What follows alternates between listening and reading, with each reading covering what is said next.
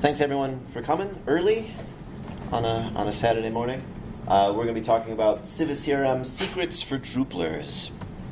So hi, I'm David Snopek. I'm maintainer or co-maintainer of 20 or more projects on Drupal.org, member of the Drupal security team, co-organizer of the Drupal 4 & 4 meetup in Milwaukee, Wisconsin, and co-founder of myDropWizard. And my most important role is I'm tata to my two daughters, Sasha and Ava. Also have Will. That you have to take care of like a little kid. Yeah, Will's the third. Oh, Will is the third.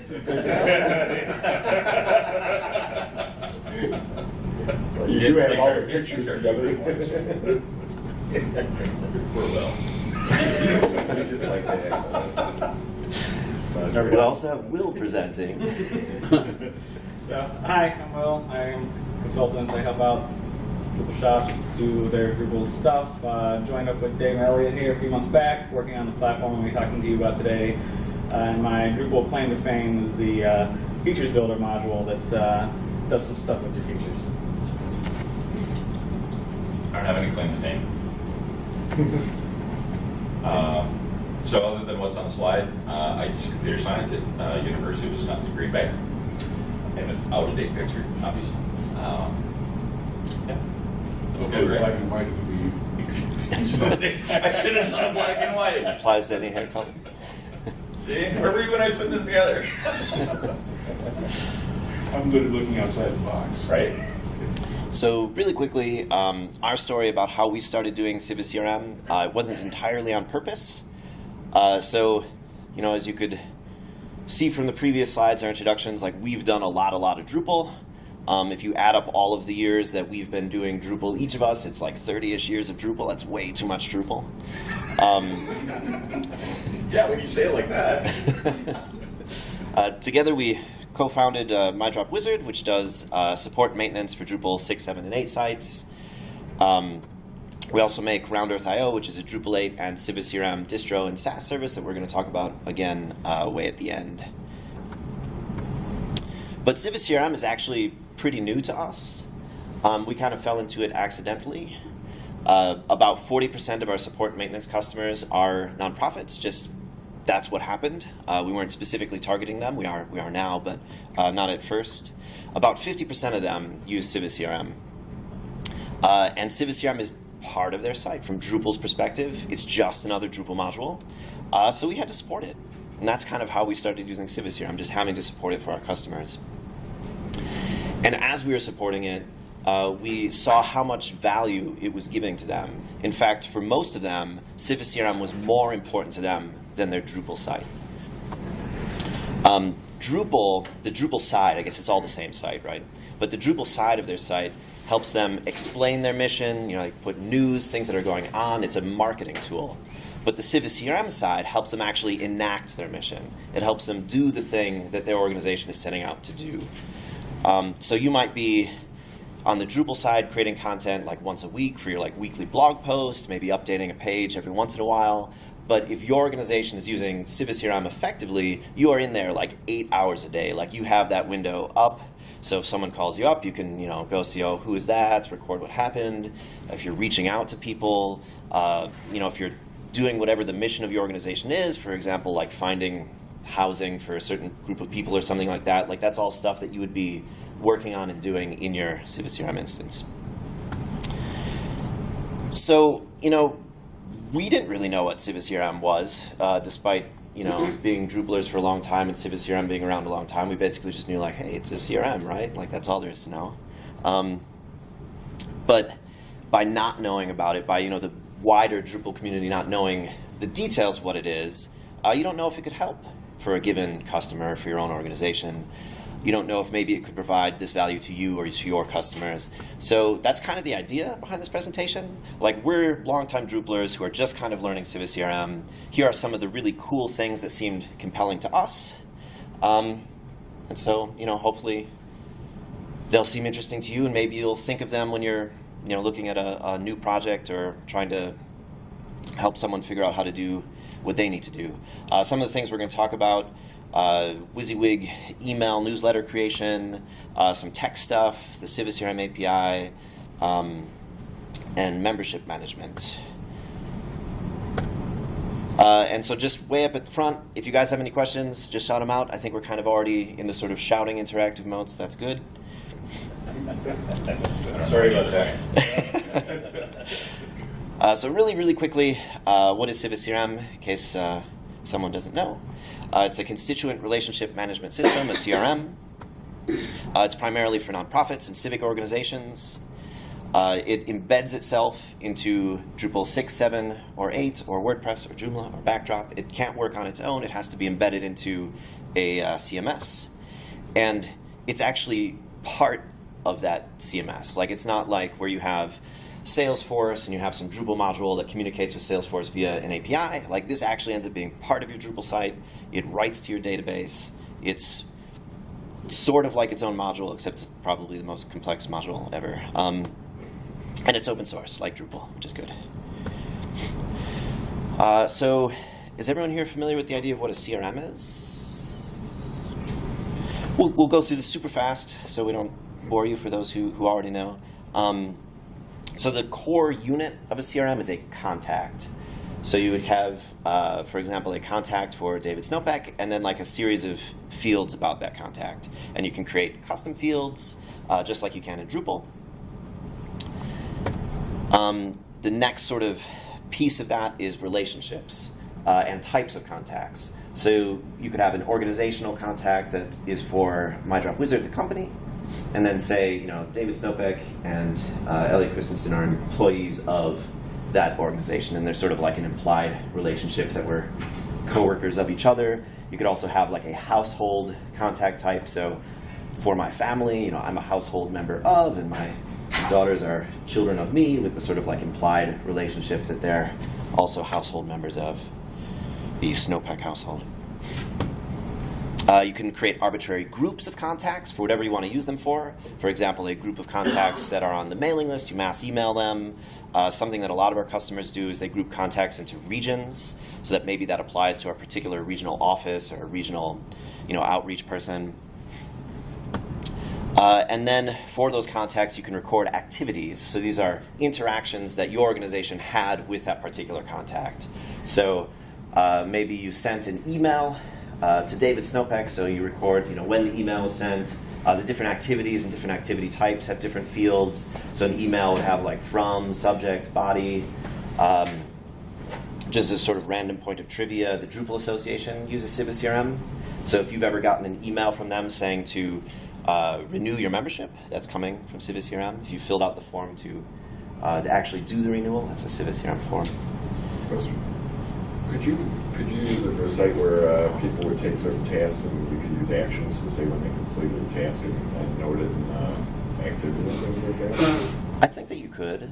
So you're envisioning like managing your internal work with it, or? Not internal. I mean, it's just a random groups of people that just join like an organization to accomplish something. So you put like a list of things that could be done, and this person starts it. And, you know, kind of like an activity log like here that you can pull out that has all part of that.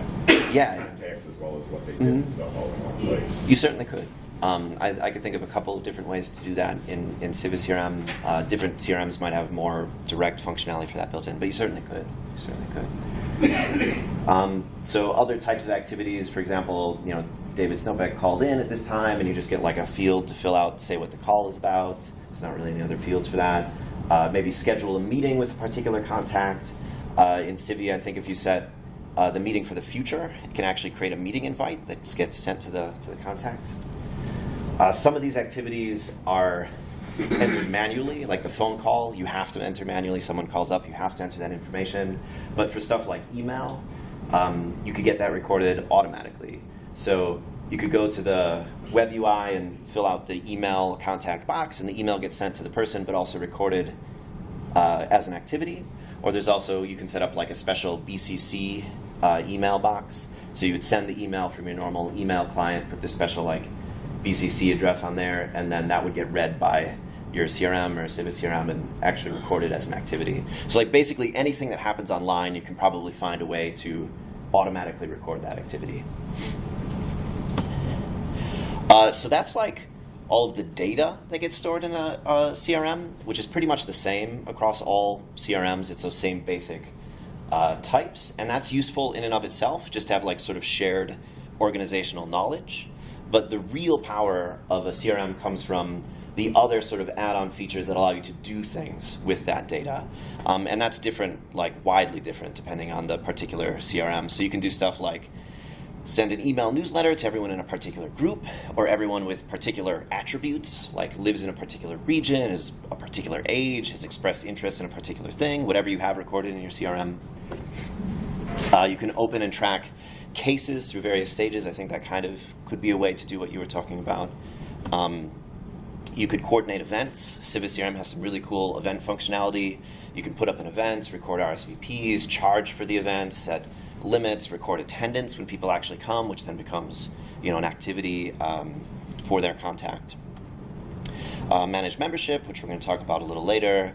Tons and tons of reporting on any sort of access in the data, and even stuff like HR, managing employees or managing volunteers. So CRMs are cool, but couldn't we just like build a CRM in Drupal? Drupal's a flexible framework to build pretty much anything, right? We could just take some entities, put some fields on there, make our own CRM.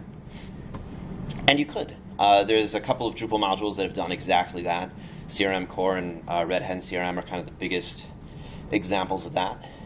But in my opinion, CiviCRM is better, and I will tell you why. So the CiviCRM community is larger than any individual like CRM module. There's 4 full-time people on the CiviCRM core team.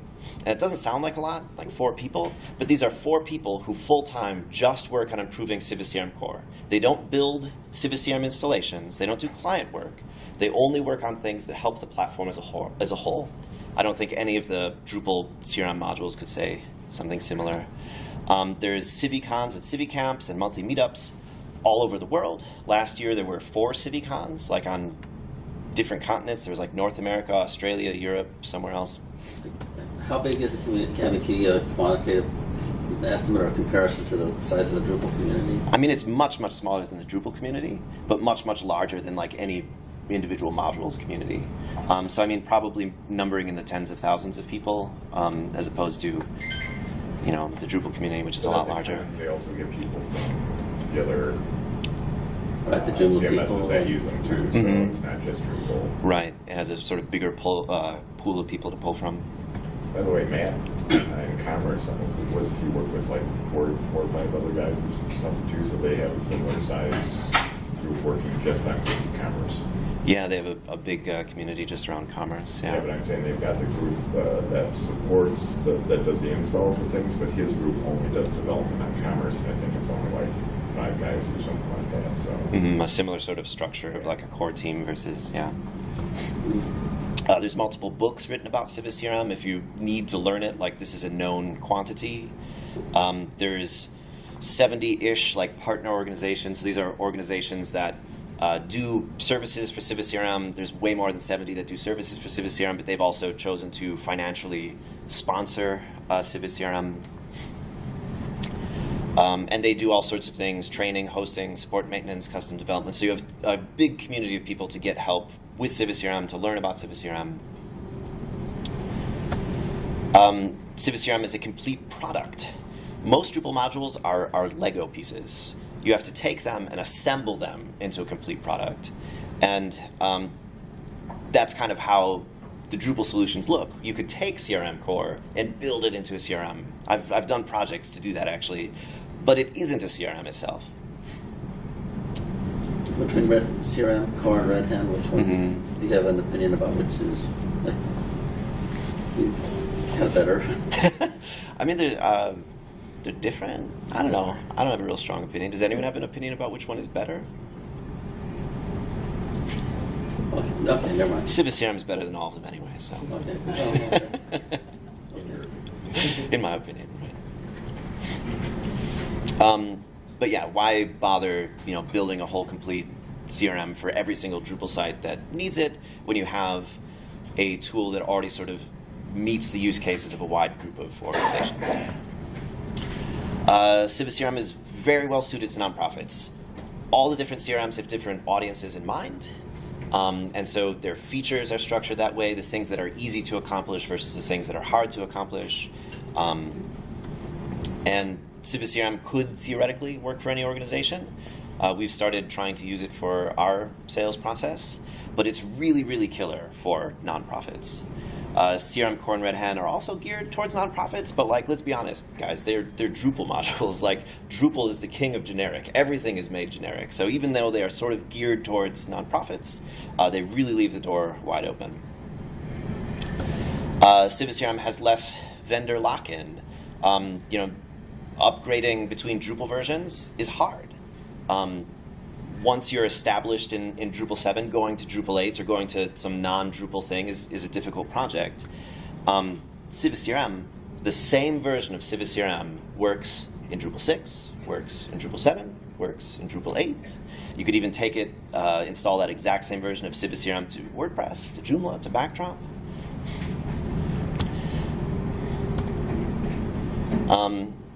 And for the most part, your installation move to another platform would work basically the same, with the one caveat that if you customized your installation in a Drupal module, like if that was a Drupal 7 module, you'd have to remake that customization in a Drupal 8 module. But there are actually CiviCRM extensions, which are kind of like CiviCRM's version of modules. If you create a CiviCRM extension, it'll work in any of the places that CiviCRM works. What about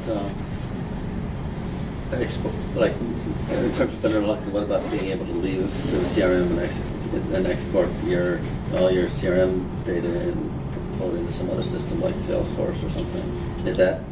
It's certainly possible. I mean, there's no like standard format like for CRM data, so moving between them, like even if the data is similar, it's not exactly the same. There's some built-in stuff in CiviCRM for importing just like arbitrary CSV files. So if you're like migrating to CiviCRM, you kind of gotta like keep breaking up the data into different CSV files and import it. And so I imagine going to Salesforce would be a similar kind of thing. There's also probably a way to export from CiviCRM to create CSV files, I'm guessing. Mm-hmm. Yeah.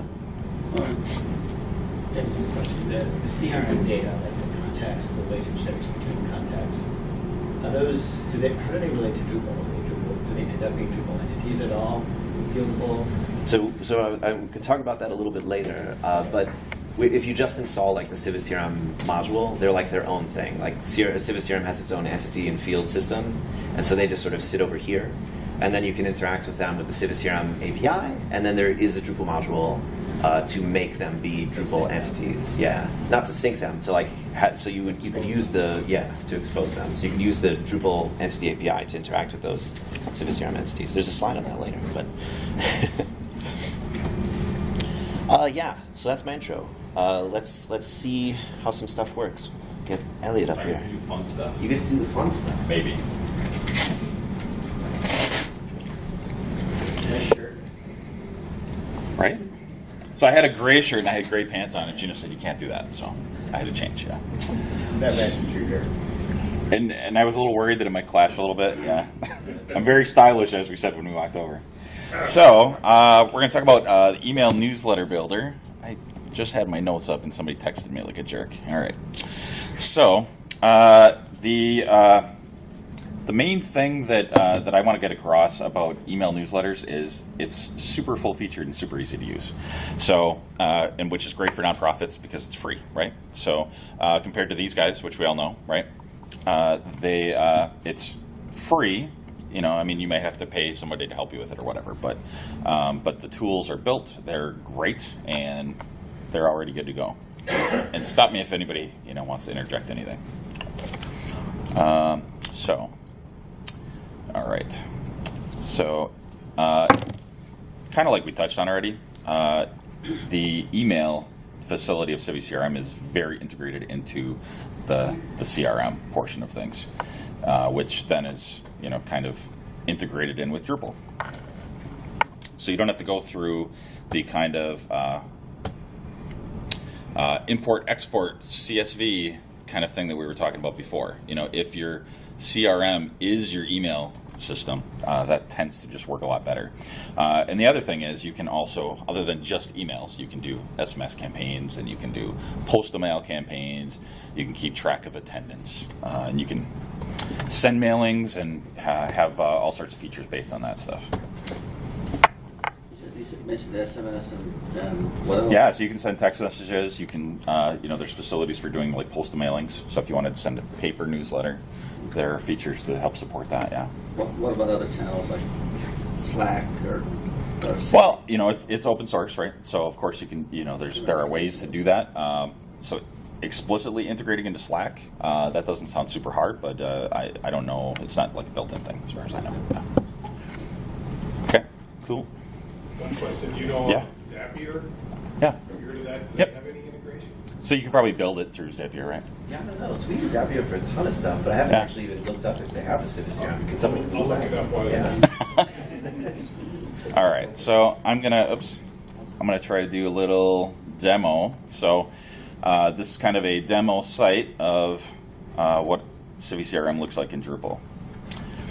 So the kind of adds this CiviCRM toolbar up top that you can access by hitting this little guy. So it's very well integrated, pretty awesome. So mailings is a very crucial thing for all organizations usually, but especially nonprofits. So it kind of gets top line. I don't know what you'd refer to that as, but it's in the top nav menu. So creating a new mailing is pretty awesome and easy. So very first thing, and it's super user friendly. Like, I don't know if you can see that, but there's 1, 2, 3, and it's literally that easy. So we have a mailing name. So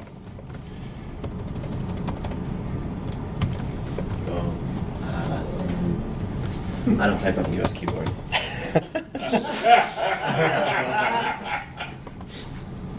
Here you That would go. be a great practical joke. he did that on purpose. I didn't even think about it. I forgot that it was even a thing. How do you not think about that?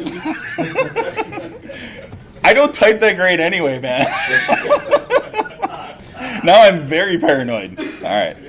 Change it over to Dvorak keyboard. So you give the mailing a name that's used within the interface itself. You can give it a subject line. You can use tokens, which have all sorts of things built in. So you can put these right in the subject line. So you could say like, "Hi, David, use the correct keyboard." Okay, and if you have multiple from addresses, so if you have different departments that you need to send things out from, you can select that here, but we'll just use the default. And then here is where the power comes in the recipients. So we can include groups that are in here, and you can have statically built groups. I don't know what the actual term is. They just call it group, but groups where you put people in. So you select them and put them in a group. But there are also smart groups that I'll touch on too. So we'll just, yep. So now we have some recipients. It gives you an estimate about how many people that is. And it says the little about thing because they could be smart groups. So by the time the mailing goes out, the number could change, right? We can save a draft, come back later. That's pretty sweet for mailings, especially if you have to get approval. And then you simply pick a template to kind of start from. And this one looks awesome. So I'm going to just use this guy. And then you get these blocks on the side that you can just drag over. Like, how awesome is that? I've never seen anything that awesome in Drupal. So let's just very quickly build an email with these things. You see it has these placeholder images. We can, upload an image here. I won't do that. I don't want to find any images that are printed backwards. Adding some text to the buttons. Yeah, so all this stuff is editable, right? So we could use a real keyboard. These are not Drupal blocks. No, not at all. So these are just I don't know what you'd call them, but these are just like sections of the email that goes out, right? These are blocks. Where did that template come from? So there's kind of just a base template, and then you can make as many as you want. It's like a demo one. This is sort Yeah. of a weird one. Yeah. Actually. Like if you Look the were coolest. to go out of this and go to like the first one. But so you can make these special templates, Yeah. and the ones here come from the upstream project Mosaico, and they are not like templates for the web. They're templates written specifically Right. to look nice in email clients. Right. And you can change them up. So if you can save these off as templates. So they handle all the restrictions on that exist for HTML for email, right? Yeah, You don't have to- the VersaFix one, which we didn't look at, but it's super flexible. Like it comes up as gray, but you can like the blocks are fine grained enough, and you can change the colors and add. Should I go back branding. and pick They that one almost instead? Like, I can go back and just do that one instead. Will it let me do that? No, it won't let me change it. you know, to make a new one, too. No, that's fine. Let's make a new one. So, delete this draft. It's easy. I'm supposed to be showing how easy it is, right? All right. So, mailings, new mailing. And then, real demo. We'll pick our list again. You're able to do that because CiviCRM has an Angular front end, right? Oops. Is this correct? Well, I clicked too many times. a little bit later, but yeah, there's some interfaces. Because I was just like, man, this is like, last time I used CiviCRM was like 5 years ago. Yeah. And I cried a lot. Not so slick. Okay, so you're saying to pick this one, the Yeah. VersaFix? All right. Okay. So, like, you could totally spend a ton of time creating an email template, but that's kind of like a job in and of itself, right? Yeah. Having the skills to know what is good for emails, like making your email and opening it in like 20 email clients and make sure everything looks good. This email template has already had that work invested in it, and it's generic enough that you could theoretically like just put your branding colors, some branding images in there, and it would work for like I don't know 90% of organizations. And There we go. this assembly you're doing with drag and drop and Yep. stuff, it works in, you know, are there issues of it not working in some browsers or operating systems, or does it I tried it on Safari on the Mac, and that's the most incompatible thing right now, and it works fine. Yeah. I have trouble with that. IE7? Like, Yeah, I mean, nothing works with IE7 anymore. So. Like if you go mess with like the style, you can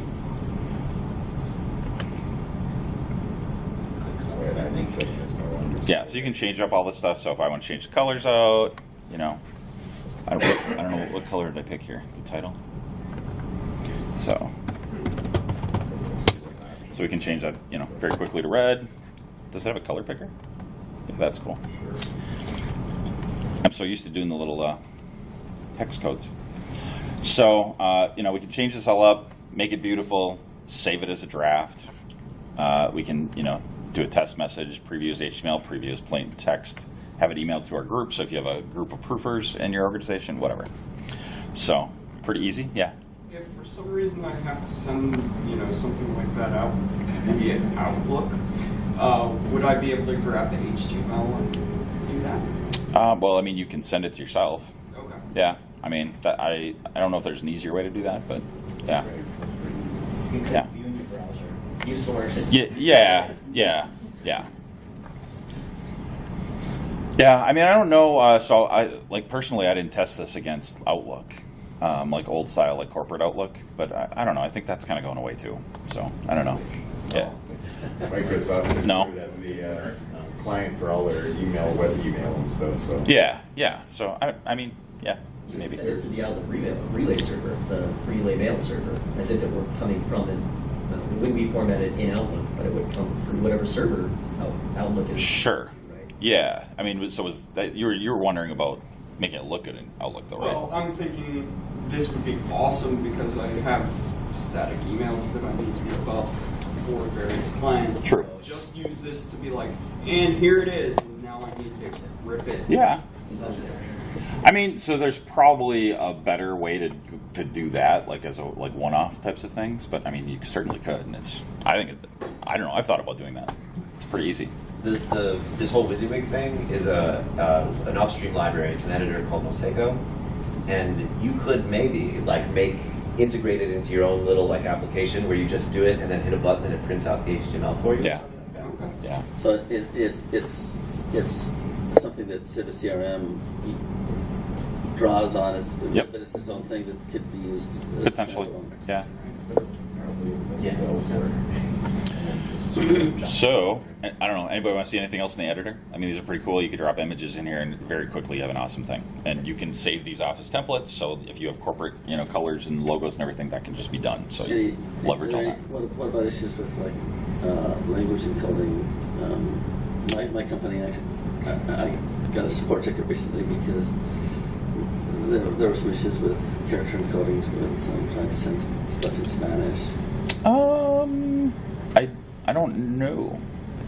Interesting if they did multilingual. Well, I mean, CiviCRM can do multilingual. Yeah. We haven't tested sending multilingual emails. right. So I haven't specifically written anything up in Spanish and set it to be Spanish encoded or So something. Contact could have a default language that. I would think so. For Yeah. communication language, yeah. So Yeah. if you have some people, if some of the constituents you work for speak Spanish, you need to have a Spanish person to talk to them. Yeah. I'm not sure if that goes all the way through to encoding, but maybe it does. Yeah. If it doesn't work, it's a bug. And this is open source. Yeah, I mean, We can make it take well, we can get it fixed. that's a little bit of a cop-out. Can you add Drupal content into that? So you can add CRM content, like you can pick from any of the tokens. Or You can bulk pick these data. tokens. So like these could be any fields that come off of the contact who's getting emailed. I don't know that there is support for Linkle stuff. I mean, there's like a hook that just generates these tokens. So maybe we could write like a little module where you could grab, Drupal nodes. So drop it in or Drupal can something. use information from CiviCRM, but you can't really create tables or modules and stuff and have CiviCRM grab stuff from there.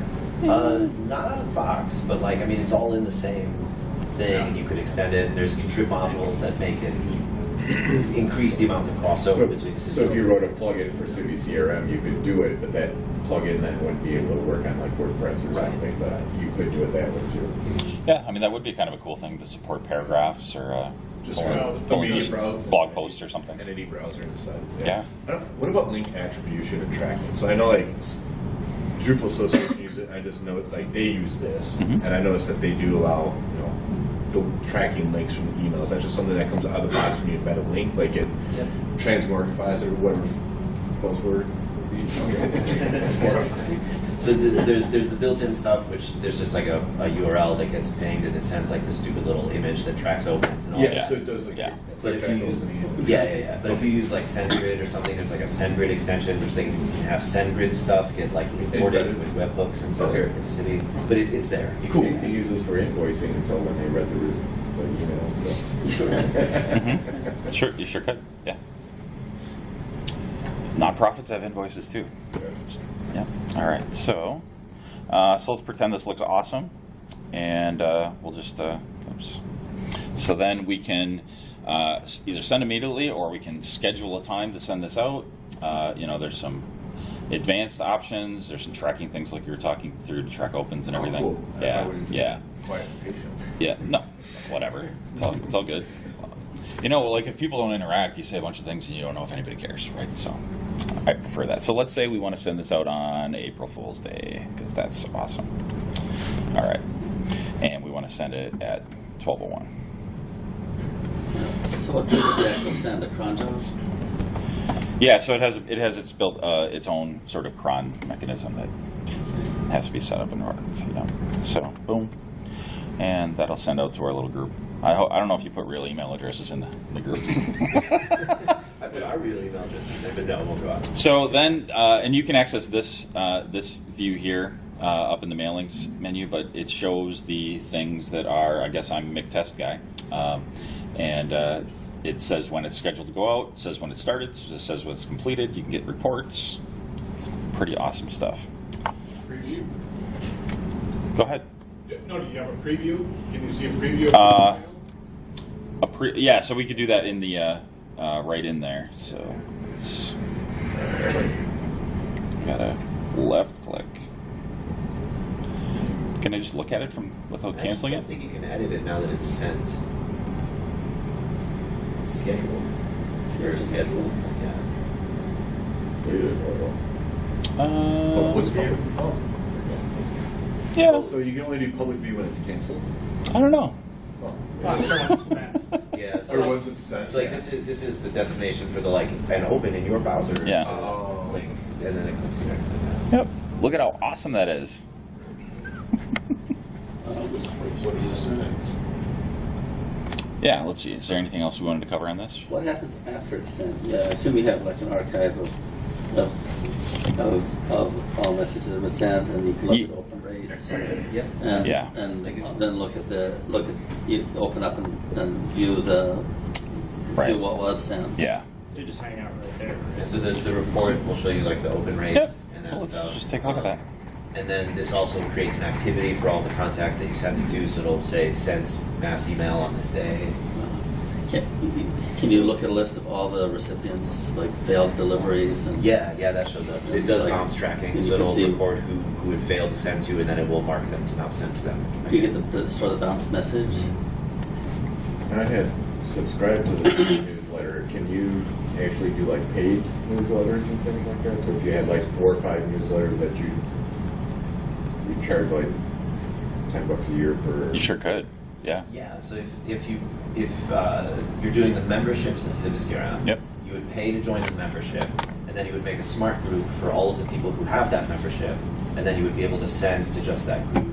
So it would only go to those people. And then once their membership ends, they'd automatically be removed from that group, and they would no longer. And can you also set up like a login for your contacts, or Yep. or That's would also you do it, cool. or would you do it through like links where they could just? I mean, you could probably do that too, where if you want to change something, you could just click on this link, and instead of having a profile set up, it would just take them to where they can change their contact information or do things like that. You maybe could. That's not how it works though. So you can make it so that certain contacts also have Drupal logins, and then you can say that with your Drupal login, you're able to edit certain profile information from CiviCRM, and then that way you can let them, update. Are they subscribed to the mailing list? What is their address when they move? Like, renew their membership subscription. You can include file attachments with. Sure. How does it handle unsubscribe requests? Is it listening to email bots and consuming Yep.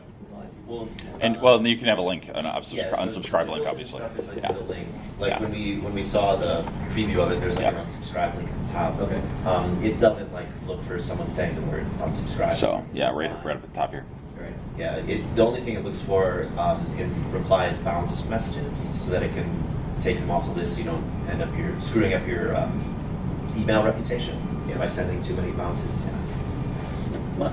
My company has its own email delivery system, and some of our customers actually integrate with it, so we don't use SMTP. You can plug in different things in the SMTP. Yeah, I mean, I don't know exactly what that means, but I mean, you can switch out senders. Yeah, but it wouldn't be the Drupal module. You'd have to create a CRM plugin. Right. You could make a CiviCRM extension. So Yeah. there's like a CiviCRM extension for sending with SendGrid. Right. We made one to send with Postal because that's what we use for our. So for my company, we could probably make a custom extension that integrates Civi with our email delivery. So, I don't know. Should I jump into groups at all? Yeah. Okay. All right. 18 minutes. Well, 18 minutes left? Yeah. Yeah. Oh, So should we skip that? maybe let's skip that. Yeah. You want? I don't know. You want to do what's next? So I could talk a little bit about Yeah. the tech stuff, and then I don't want to skip talking about Round Earth. You need to have your own camp. Our own Civi camp, our Civi Drupal camp. It's not Civi camp. Kind of scheduling Civi conferences to coincide with DrupalCon. That'd be awesome. I remember going to a DrupalCon once and then staying after an extra day to go to a Civi thing. Is that still happening? Not that any of the events that I've seen. So there's like a Civi camp in Denver that's soon, and then there's one in Calgary in a month or two, but they're not really around Drupal events. So do we actually have all the way till 10, or is it like we have 45 minutes and then it's the break? Yeah, till 10, and then it's Okay, cool. Hour sessions. Cool. So this is just sort of like a grab bag of tech stuff that I thought was interesting. So like it's not all related to each other. I apologize for that. So really quick, just like about the CiviCRM development process. Drupal does complete major rewrites, right? Like Drupal 7 was a complete rewrite of Drupal 6. Drupal 8 was a complete rewrite of Drupal 7. CiviCRM doesn't do that. CiviCRM improves core only iteratively, and that has advantages and disadvantages. The advantage is we don't have to deal with these crazy big upgrades. The disadvantage is there is some code buried in there that was written 10 years ago that's an ugly mess that no one understands, right? But the core team is, going piece by piece around, improving things gradually, and I trust them. They're doing a good job. Also, they have this idea of leap by extension. So changes that get put into CiviCRM core are only iterative. If you want to have a big, cool new feature, that's done in a CiviCRM extension, even if it's the core team developing that extension. So like the email stuff that we saw from Elliot, that's actually an extension. There's a old school CiviMail UI that's terrible, that's still in CiviCRM core, but the core team, along with other contributors, is making this cool new extension which will one day be merged into core and replace that old thing. So how many extensions do they have? I don't know, a bunch. Not like Drupal where it's thousands, it's on the order of hundreds. So Their release pattern is like what Drupal just adopted, the semantic version. yeah. So instead of people contributing back every plugin that they might create, if it's just something simple, they pretty much keep to the major. What's more difficult? Simple ones might not be out there, but I mean, it's open source, so the community can do whatever. If you want to make some cool, simple little extensions. I'm just talking about the CiviCRM core team and what they do. So this is one of those dramatic, unrelated turns. This had nothing to do with the last slide. So Drupal 8 has this API first initiative. I don't know if anyone has heard about that, but it's basically the idea of making everything that's possible in the back end through Drupal forms and in PHP also possible through the REST API.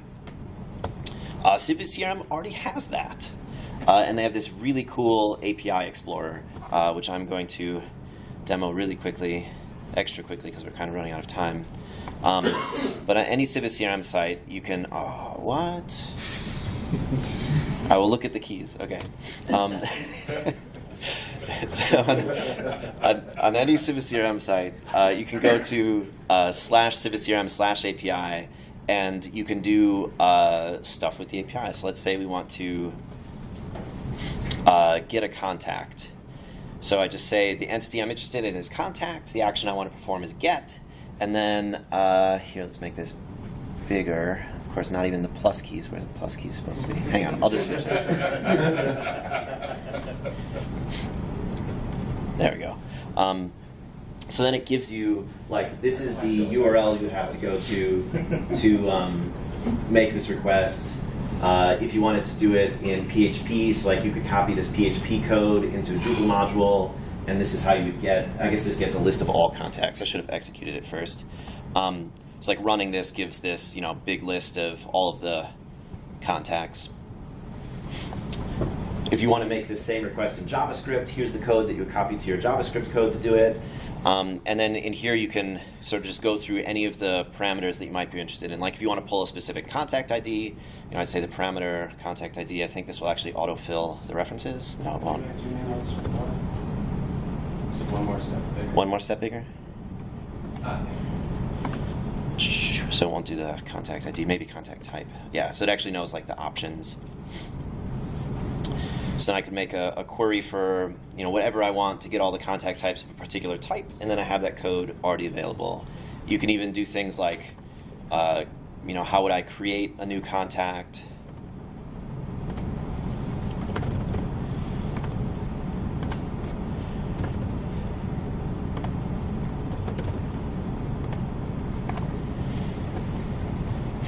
And then this is the code that you would do that, including the code for how you would even do it via Drush if you were making a shell script. So for a Drupaler who's just coming to CiviCRM, this is super cool. The only thing I had to do to learn the CiviCRM API was find this page, right? If you're a new Drupal 8 developer and you want to learn how to write Drupal code, there are thousands of PHP objects and different ways of interacting with all of them that you have to learn. And I mean, in the back end, inside of CiviCRM, there are also hundreds and thousands of PHP objects that interact. But if you just want to use the public API, it's all here and discoverable just by playing with it. Everybody should do this. Everybody should do this. There is now these open API modules. CiviCRM, but it's not for nonprofits anymore. So another dramatic turn, Angular. So Angular or React or Vue or these types of JavaScript UI libraries are used to make like rich, interactive applications in JavaScript. So like desktop-like applications in JavaScript. Drupal is working on integrating one of these. There's the proposed JavaScript Framework Initiative, which is about rebuilding some admin UIs in React or Vue. There's an experimental version of the recent log entries page, redone with Vue, but otherwise it's all talk. Like there's been like tons of arguments. What's that? They have an admin theme now, and there is the DB log in React. Oh, in React now? And there's going to get Nightwatch tested in Angular, so it is actually. So it's moving forward. Cool. Well, all that I have had seen for the last whatever was just people arguing about it and saying like we should do this.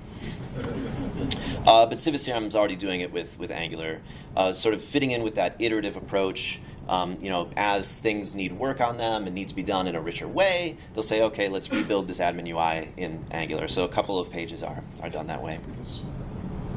And of course, this goes super well with the CiviCRM API, since anything in CiviCRM can be done through that API and all of it's discoverable and clickable through the API Explorer. It's actually quite easy. Yeah, I'll try and go through this stuff quick because I don't want to get too bogged down. But why do Drupal and CiviCRM versus like a CRM in the cloud that you like integrate with the API? And the reason is you can do like these really cool tight Drupal CiviCRM integrations. So yeah, it's one place to go, integrate everything. So like we talked about before, some CiviCRM contacts can have Drupal logins and then edit profile information. You can have Drupal roles be based on stuff from CiviCRM, so getting a membership or being put in a group can give you a Drupal role, which then gives you permission to do different things. You could have like a members-only forum in Drupal or members-only content, and that's pretty easy to set up.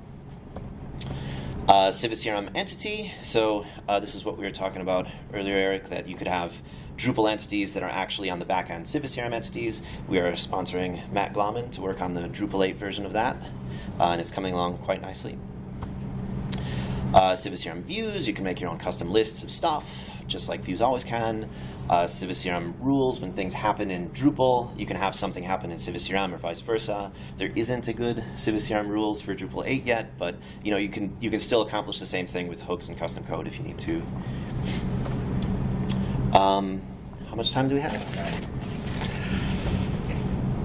Should we jump to Round Earth and then do questions, or yeah? That's perfect. Okay.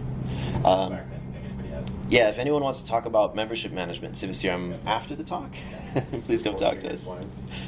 Oh, and yeah, I'll post my slides, and so some of this will be on there. So we've really been falling in love with CiviCRM. We've kind of doubled down on it. We started developing Round Earth, which is this Drupal 8 plus CiviCRM distribution. So it's open source. You can download it, install it like Drupal, and you get Drupal kind of configured for the basic needs of nonprofits, and then also CiviCRM installed and set up a little bit. We're also working on a hosted SaaS version. So on the Drupal side, we have media support. Will had his presentation on Panoply Media, which covered some of the media stuff that's in there. Image carousels, photo galleries, rich WYSIWYG configuration, some news and page content, some SEO optimizations, and a whole bunch of other stuff. So just kind of like the needs that we see our nonprofit customers needing, kind of the basic things. So nothing super special, but you get started with kind of like a 90% solution. Can you tell us more about your SaaS version? Hosted someplace and charge monthly fee? Yeah. So that's the basic idea.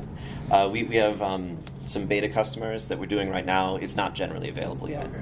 It's very nice. Sorry for not emailing you back. And then on the CiviCRM side, so it's CiviCRM with kind of the best extensions. If you don't know that CiviCRM is doing this leap by extension thing, you might not know to grab these set of extensions and set them up. So we have events set up, donations set up, the email newsletter stuff, some stuff for volunteer coordination. The sort of current state of it, we did this promotion last year where we offered a free migration to Drupal 8 for 10 nonprofits who wanted to be in our beta. So far, we have launched 3 of those sites. They're currently live. There's 4 that are mostly done. We're just kind of waiting for final review and approval. We have one that we're taking live tomorrow. So that'll be fun tomorrow morning. And we have 3 that are kind of still in the works. We might do a second round of beta customers after DrupalCon, but this beta has been going really well. We get the chance to not just build a thing, but actually get it in production and have people using it and breaking it and. And we plan to make it generally available, so you can just come to a forum and fill it out and get a new site sometime around December. If you want to learn more about that, we have our very new and not totally complete marketing site at Round.Earth.io. The code for the platform is all public on GitLab. You can join the mailing list or just come and talk to us later. Yeah. Yeah, I've got, I've had some experience with CiviCRM in the past. It's been a number of years now, and I guess I've got 2 questions. And one of the reasons I haven't been engaged, but was nevertheless attracted by the description of it in the outline. The big challenge for me with CiviCRM in the past was it just seemed really difficult to develop on and complicated, and it seemed like a lot of the features were difficult for end users to use. I haven't seen anything like that email creation template that you just showed, which is like not the way I remember CiviCRM being at all. And I remember being on projects where we had customers wanting to integrate some kind of CRM solution with Drupal, and we, at the time, doing evaluations of Civic versus should we integrate them with Salesforce, and it always felt like Civic was just going to be complicated and was going to leave them with a lot of technical debt. And you're telling me that I should revisit that whole part of things? That's question 1. And question 2 is, just so I can get out of there, is scalability, because like my company is made business as email delivery, and we send to like hundreds of millions of people, and this might be great for nonprofits, but I don't know if my company should consider this as an alternative to what they already built. But if that might be something I want to consider if it can really scale. So to go back to the first question, it's worth revisiting CiviCRM, I think. I think it's easy. Like everything that I've had to try to do, I pretty much just did it without any documentation or anything. Including approach it that way, like I'm a user, right? So, and when I think about it, like, okay, I'm a nonprofit user, I'm trying to accomplish these tasks. It's pretty logical, but different people think differently. So that doesn't necessarily answer your case. But I actually think compared to these, the commercial CRMs, I think it holds its own for the most part. What I would say is that it's not unlike Drupal. Like it's kind of like a mini Drupal, and that it's its own little universe with its own set of concepts, and you kind of have to get into that mindset to do it, and it's sort of infinitely configurable in kind of the same way that Drupal is, and so that can make it complicated. But like Drupal, as this sort of mini Drupals, there's lots of tools and resources to do it. So you had mentioned writing extensions. Yeah. They have a command line tool that's not entirely unlike Drupal console that can generate a new extension, like add, say my extension wants a menu item, so then you can run this command and it'll add a menu item. I mean, it's like a micro Drupal. I guess I need to revisit it. And then what was the second question? Scalability. Oh, for the email stuff? Yeah, can it handle, like the New York State Senate uses CiviCRM, and they have tens of millions. It's for Constituent Relationship Management, and they literally have tens of millions of people in the system as contact, everyone in the state of New York. And I know they've run into scalability problems trying to manage it. They've had to throw a lot of servers at it in order to get it working. I mean, so like CiviCRM kind of has the ability to do all of the things on its own, and that's the built-in way of doing things, because you want it to work across as wide a number of platforms as possible. There's nothing that says that CiviCRM couldn't just pass off the email sending to another system, though. Right. Like you could say we do all of the building and the tracking in CiviCRM, and then when you click that send button, it hands it off to your big email sending system, or it hands it off to SendGrid, or something that can handle the scale. You could take the scale part of the email sending completely off of CiviCRM's plate and just use it for the organizing, like the building of the emails, and look, seeing these are the ones we sent and all that stuff. That's what it should do. And I think some of the scaling issues have to do with just compiling lists to send to. If you've got Yeah, I did tens of millions. And let's be honest, this is an edge case. That's a huge. Right. That's a huge scale. I mean, even like some of like the biggest of projects we've worked on don't have tens of millions of. Right. Yeah. I think you're probably not targeting well enough if you're sending out that many emails. It depends on what it is. I mean, we send hundreds of millions of emails out to get people to sign up for the Affordable Care Act stuff. Yeah. So that's who we should be targeting. I mean, that's different from a nonprofit that's got, chapters of the Audubon Society or something. Rather than covering like the sort of middle 90%, that's kind of the higher 10% or something. Anyway, there were a bunch of questions back here. Just one quick question. Can you give us like a little general approach about like what kind of data do you keep in Drupal? What kind of data do you keep in CRM? And do you do much crossover where you make content that's owned by people, or do you just kind of keep the contact management stuff and then sort of the minimum interaction with Drupal? I mean, you could set that up however you need to for your use case. What do you guys? You're talking about round earth. So we keep profile data in the CRM. So like when you go to edit your profile, like there's the Drupal stuff, but then like the other stuff, you can sort of go through the contact and say this stuff should appear in the profile.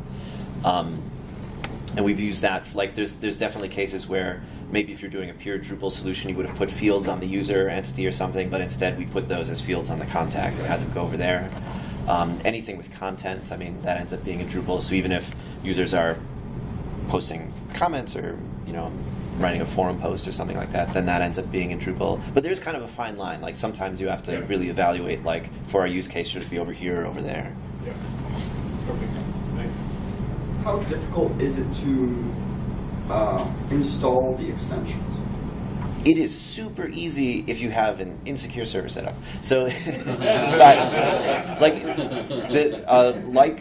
WordPress, if like your web server user can write to like your code, which is like the 90% way that people end up setting up their websites, you can go to a page that lists all of the CiviCRM extensions from a directory that they have on civicrm.org and just click install, and it'll be installed. If you like lock everything down, then you're going to have to do like a more Drupal-esque process where you pull the extension to a directory and then enable it. But I did this for the first time a week or two ago, and the most difficult part was finding just where the code goes. I don't know if that's something specific to our setup, but from there it's just going into the UI. I think there's drush commands or the city commands to do it also. It's just finding the switch to turn it on. updates can be automatic too, like partially automatic. It'll tell you there's an update, and then just click a thing that says update all extensions, and it updates all extensions. Again, if you have that insecure server setup that everyone has. So. Or locally. Right, or locally, yeah. Locally, then do get commit. Yeah, then you can commit it. Any other questions? All right, thanks everyone.